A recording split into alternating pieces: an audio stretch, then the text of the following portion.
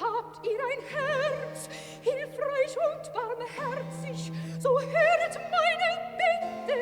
Befehle, nicht nur Bitten sind mir all eure Wünsche, denn nicht vergaß ich, dass ihr einst von mir nahmt die Fesseln dieses ruchlos undankbaren Königs. Das ist wahr, des Undankbaren.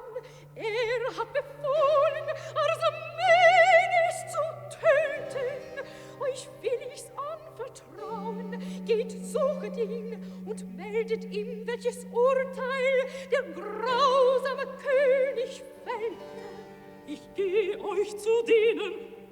Nur eines bitt ich, dem König diesen Brief zu übergeben. Das soll sogleich geschehen. O